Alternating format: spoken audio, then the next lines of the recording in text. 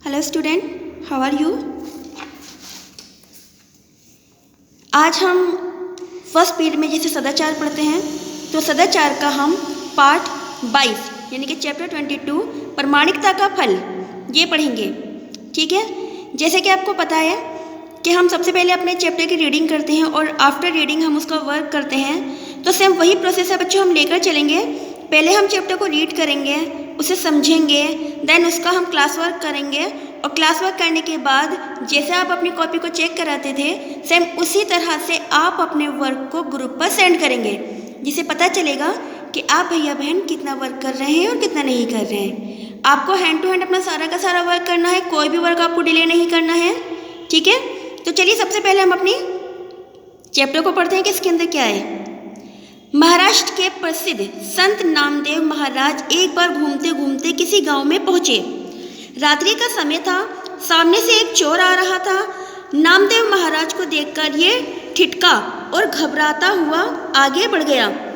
नामदेव महाराज समझ गए कि वे चोर है और कतराकर भाग रहा है। उन्होंने उसे रोका और चोरी ना करने का उपदेश देने लगे मतलब उन्होंने एक एडवाइस किया उनको कि भाई तुम चोरी नहीं किया करो। तभी चोर तपाक से बोला, मीन्स वो एकदम झट से बोला। अब क्या बोला देखिए, मैं ये धंधा छोड़ दूं तो मेरे बाल बच्चों का पेट कौन भरेगा। मतलब जैसे ही जो संत थे उन्होंने उनको एडवाइस किया, सजेस्ट किया कि भाई तुम चोरी मत करो, तो जो चोर था वो बोलता है कि अच्छा ये तो मेरा धंधा है, अगर मैं इसे छोड़ दूंगा तो मैं अपने बाल बच्चों का पेट कैसे भरूंगा। अब नामदेव जी क्या कहते हैं देखिए, नामदेव जी ने कहा ठीक है तुम चोरी का धंधा चालू रखो, परंतु मेरी एक बात मानो। चोर बोला कौन सी बात। आज से तुम सच बोलने का नियम करो, मतलब जो तुम्हारे रूल्स हैं, जो तुम अपनी डेली लाइफ को जीते हो उसमें तुम एक काम और कर लो। तो चोर बोला कि क्या काम करना है मुझे। तो जो संत थे नामदेव जी उन्होंने कहा कि तुम ऐसा करो कि जो तुम्हारा डेली रूटीन है ना उसमें तुम सच बोलने का एक नियम अपना लो कि बस अब मुझे सत्य बोलना है, मैं झूठ नहीं बोलूँगा। नामदेव जी की बात सुनकर पहले तो चोर आनाकानी करने लगा, मतलब पहले तो उसने कहा कि नहीं ऐसा नहीं वैसा नहीं, पहले तो वो आनाकानी करने लगा। परंतु दूसरा कोई मार्ग मीन्स रास्ता, दूसरा कोई मार्ग न देख उसने हाँ कर दी। अब चोर को लगा कि अरे दूसरा तो कोई रास्ता दिख नहीं रहा है, चोरी में छोड़ नहीं सकता, तो चलो एक काम करता हूँ, मैं इनकी बात जो है वो मान लेता हूँ। अब देखिए दूसरे दिन क्या होता है, दूसरे दिन आधी रात को चोर चोरी करने निकला। मार्ग में वेश मतलब उसका पहनावा, ठीक है ना। रास्ते में उसने क्या किया, वेश बदलकर घूमते हुए राजा उसे मिल गया, ठीक है ना। अब वो क्या कर रहा था कि दूसरे दिन वो चोरी करने के लिए निकला, तो मार्ग में जब उसने अपने वेश को बदला तो घूमते हुए वो किससे मिल गया, राजा से मिल गया।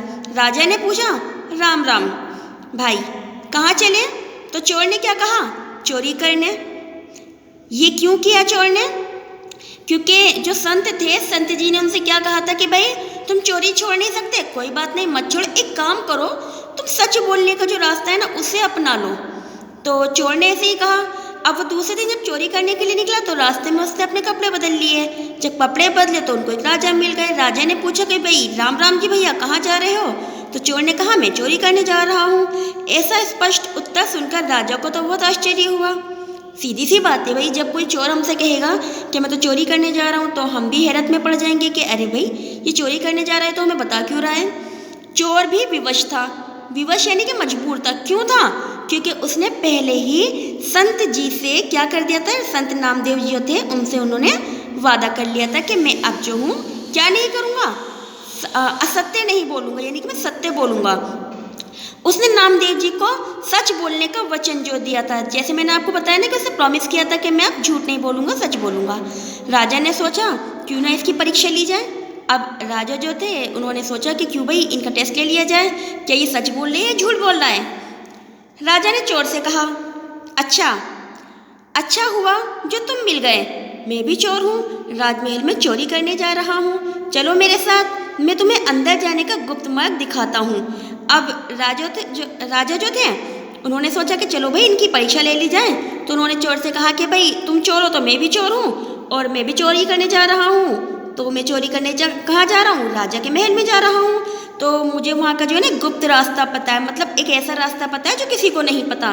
तो चलो मैं तुम्हें वो रास्ता दिखा देता हूँ। तुम अंदर जाकर राजकोष के पास वाले कमरे में रखे संदूक में से जो माल मिले वे ले आओ। उसमें से आधा तुम्हारा और आधा मेरा।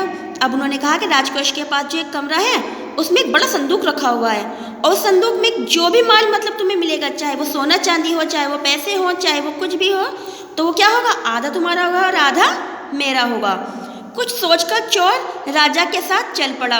अब चोर ने कुछ सोचा होगा कि भाई पता नहीं ये सही कह रहे हैं गलत है, पर एक बार जैसे कि राजा ने उनका टेस्ट लिया था, ऐसे चोर ने भी उनको बोल दिया कि ठीक है चलो मैं भी तुम्हारे साथ चलता हूँ। महल के अंदर जैसे ही राजा ने बताया था उसे संदूक में 3 हीरे मिले। तो वो बात सही हो गई, क्योंकि भाई वो तो राजा था, उसको तो पता था कि उसके संदूक में क्या रखा है क्या नहीं रखा। तो उस चोर को संदूक के अंदर से क्या मिले, 3 हीरे मिल गए। वे कुछ देर तो सोचता रहा कि इन 3 हीरों को आधा आधा कैसे किया जाएगा, क्योंकि उसने राजा जो चोर बन गया था उनसे भी प्रॉमिस कर लिया था कि भाई जो आधा तुम्हारा होगा आधा मेरा होगा, जो भी हमें मिलेगा। अब वो सोचने लगा कि हीरे तो 3 है, इनको आधा आधा कैसे किया जाए। उसने तीनों उठा लिए, 2 अपने पास रखे और एक साथी को देने का विचार किया। मतलब जो राजा था उनको कहा कि एक तुम ले लो, 2 मैं अपने पास रख रहा हूँ। उसने सोचा उन्हें क्या पता कि संदूक में कितने हीरे हैं। मतलब चोर के मन में विचार आया कि एक तो मैं रख लेता हूँ, 2 मैं रख लेता हूँ, एक इस राजा को दे देता हूँ, यानी कि जो चोर बना हुआ है। और वैसे भी उसे क्या पता कि संदूक में कितने हीरे हैं, ये तो मैंने देखा है ना कि संदूक में कितने हीरे हैं। तो अब क्या होता है, पूछेगा तो कह दूंगा कि 2 ही हीरे थे, परंतु उसी समय उसकी आंखों के सामने नामदेव महाराज की छवि घूम गई। मतलब जैसे उसने कहा कि भाई मैं ऐसे ऐसे बोल दूंगा कि इसमें तो 2 ही हीरे थे, तुम्हें क्या पता। तो जैसे उसने सोचा, अब नामदेव महाराज जो थे उनकी एक छवि, उनकी एक आकृति जो थी उस चोर की आंखों में बस गई कि भाई मैंने तो नामदेव जी से क्या किया था, वचन दिया था कि मैं झूठ नहीं बोलूँगा। तो अब देखिए क्या होता है, उसे सच बोलने का स्मरण आ गया, यानी कि उसे याद आ गया कि अब मुझे सच बोलना है। अब क्या करें, चुपके से उसने एक हीरा संदूक में रख दिया। बाहर आके उसने हीरा साथी को दे दिया और स्वयं लेकर चला गया। महल में आकर राजा ने संदूक खोला तो उसमें एक हीरा जो का तो रखा मिला। अब उसने क्या सोचा कि भाई हीरे तो 3 हैं, इनको तो मैं आधा कर नहीं सकता हूँ, अब क्या करूँगा, एक काम करता हूँ 2 हीरे ले लेता हूँ। 2 में से क्या करूँगा, एक तो जो राजा चोर बना हुआ है उसको दे दूँगा, एक मैं अपने पास रख लूँगा, क्योंकि तीसरे हीरे का बंटवारा नहीं हो सकता, तो उसे तोड़ा थोड़ी जा सकता था। तो उसने तीसरा हीरा जो था उसके अंदर रख दिया। राजा ने सोचा कि भाई ये चोर झूठ बोल रहा है, इसने 3 हीरे निकाले हैं और एक मुझे दे रहा है और 2 अपने पास रख रहा है। तो राजा ने जैसे ही उस संदूक को खोल के देखा तो उसके अंदर एक हीरा जो का तो रखा हुआ मिला। क्यों, क्योंकि चोर ने 2 ही हीरे निकाले थे, तीसरा उसके अंदर छोड़ दिया था। दूसरे दिन राजा ने कोतवाल को हीरे की चोरी की बात बताई और चोर पकड़ लाने को कहा। अब राजा ने क्या किया, कोतवाल यानी कि जो पुलिस वाले होते हैं उन्हें कोतवाल भी कहा जाता है। तो राजा ने कोतवाल को बुलाया और कहा कि भाई यहाँ पे ऐसे ऐसे एक चोर आया था और उसे पकड़ के लाओ, उसने जो है क्या किया है, हीरे चुराए हैं। प्रधान ने कई चोर पकड़कर राजा के सामने खड़े कर दिए। रात वाले चोर को देख के राजा को प्रसन्नता हुई। उसकी ओर देखकर राजा ने कहा, कल रात गुप्त मार्ग से आकर राजमहल में किसी ने हीरे चुराए हैं, चुपचाप वे चोर आगे आ जाए, नहीं तो मतलब जैसे ही राजा ने कहा कि भाई सारे चोर जो थे उनको क्या किया, प्रधान ने पकड़ के राजा के सामने खड़ा कर दिया। अब राजा ने कहा कि भाई ऐसे ऐसे कल रात गुप्त मार्ग से आकर किसी ने संदूक से चोरी कर ली है, हीरे चुरा लिए हैं, तो जो भी चोर है वो आगे आ जाओ, नहीं तो जैसे बच्चों ये डॉट डॉट लगे हुए होते हैं ना, इसका मतलब होता है कि वो आगे अपनी बात को रोक रहा है, कौन, राजा, और कहना चाह रहे हैं कि अगर तुम मतलब सामने नहीं आए तो खैर नहीं। सब चुप थे।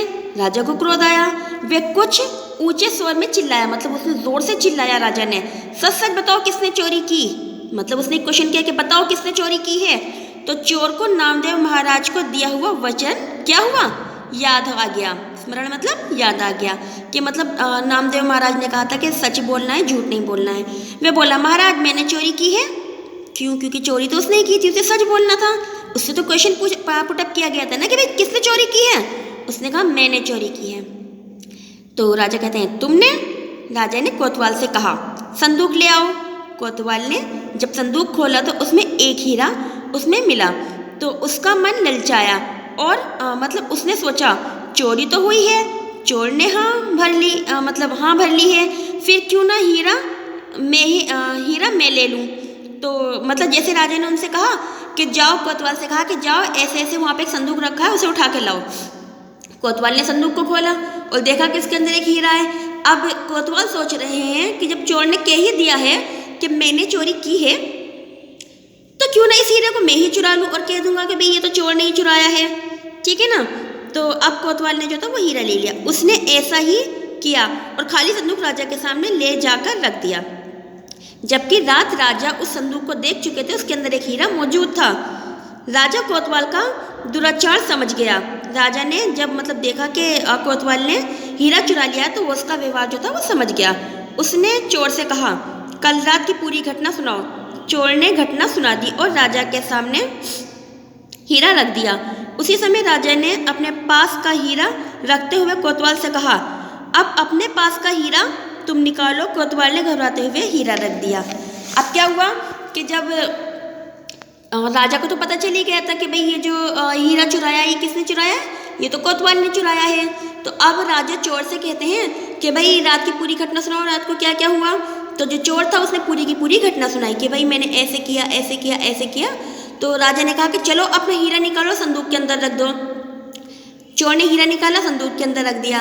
राजा के जो चोर ने हीरा दिया था, राजा ने अपना हीरा निकाला और वो संदूक के अंदर रख दिया।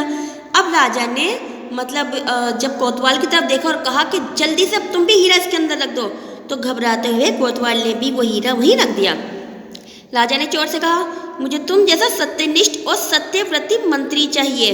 राजा ने क्या कहा कि भाई तुम इतना सत्य बोलने वालों की चोरी कर रहे हो तो भी बता रहे हो, और तुमने 3 हीरों में से 2 ही चुराए और एक तब भी उसमें छोड़ दिया कि तुम मतलब लालची भी नहीं हो और सच बोलने वालों। तो क्या है, मुझे सत्यनिष्ठ सत्यव्रती मंत्री चाहिए। तभी चोर राजा के पैरों में गिरता हुआ कहने लगा, जिनकी एक ही बात मानने से एक ही दिन में मुझे ये पद मिल गया, यदि उनकी सारी ही बातें मान लूँ तो संभवतः मुझे भगवान मिल जाए। उन्होंने कहा कि अगर मैंने नामदेव जी की सिर्फ एक ही बात मानी थी कि भाई मुझे क्या करना है, सत्य बोलना है, उनकी एक ही बात मानने पर जब मुझे इतना ऊंचा पद मिल गया है, तो अगर मैं उनकी सारी बातें मिलूंगा तो मुझे तो साक्षात भगवान मिल जाएंगे। तो वे मंत्री बनने को तैयार नहीं हुआ। कौन? चोर। उसने वो जो मतलब पद था उसे स्वीकार नहीं किया, सीधा नामदेव के पास पहुंचा और उनका शिष्य बन गया। मतलब चोर ने क्या किया, इतना ऊंचा पद जो था उसे ठोकर मार दी और कहा कि मैं मंत्री नहीं बनूंगा, अब तो मैं नामदेव जी का क्या बनूंगा, शिष्य ही बनूंगा। तो बच्चों, इस कहानी से हमें ये शिक्षा मिलती है कि हमें सदैव सत्य बोलना चाहिए। सत्य के मार्ग में कठिनाई जरूर होती है, परंतु आगे चलकर हमें एक ऊंचा पद भी मिल सकता है और हम सत्यवादी भी कहला सकते हैं। अगर आपको इस चैप्टर में कोई भी परेशानी हुई हो या कुछ समझ नहीं आया हो तो आप उसके लिए मुझसे पूछ सकते हैं। ओके, आपको क्या करना है, इस चैप्टर का एक एक पैराग्राफ पढ़ना है, उसकी वीडियो बनानी है और मुझे ग्रुप पर सेंड करनी है। ओके।